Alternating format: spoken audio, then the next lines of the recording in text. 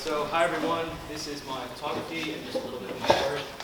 So one of my favorite spots for photography in Gainesville is a park called Sweetwater Wetlands.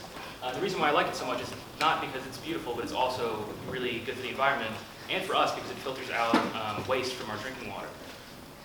It's also just a really good place for taking photography if you're just getting into it, for nature photography, because it's really accessible because most of these pictures, most of these animals are just like a few dozen feet away from the trail. I also, with this photography, I just want to show how diverse the environment is here. So you can look over in one area and see an alligator as long as 10 feet, and then look in another area and see an animal as small as that jumping spider. And for that picture, that jumping spider, I use what's called a macro lens, which allows you to focus on something really small or just focus on a very small part of something bigger. So I also go to Arizona every summer usually. I've been going to Arizona for the past 2 summers. And it was really refreshing because Florida is green, brown, blue, that kind of color palette. But it was really refreshing to find a completely new color palette and just a wide array of animals. And that picture of that fly was taken in the collections room at the Petrified Forest National Park where I volunteered this summer.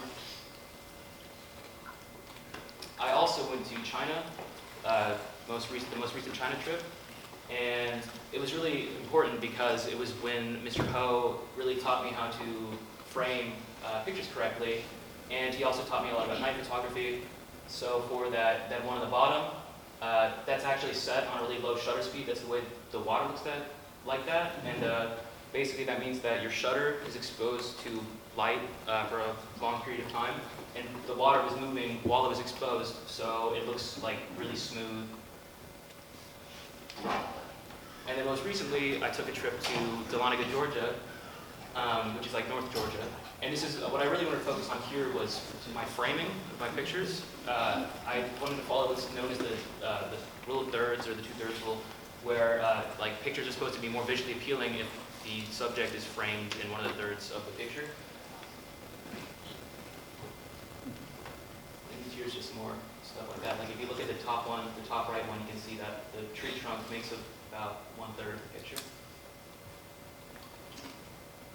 And so I also love doing black and white photography. And what that's really good for is for things with a lot of contrast. So if you have something that's really rusty, like an old abandoned house, or something with scales, like this rattlesnake up here, it really pops when you put it in black and white because the darks look a lot darker and the lights look a lot lighter.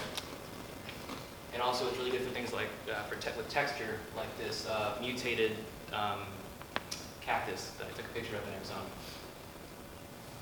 So I also do a little bit of colored pencil drawing. I really started doing that over the summer. And the reason why I wanted to focus on colored pencil is because previously I pretty much only worked with just normal pencil, so it was lots of grays. So I really wanted to experiment with color. And also I really never properly learned how to use colored pencil, because the way you usually do is you can shade it. But then my mom actually taught me that if you use a white colored pencil, you can blend everything together and make it look really smooth.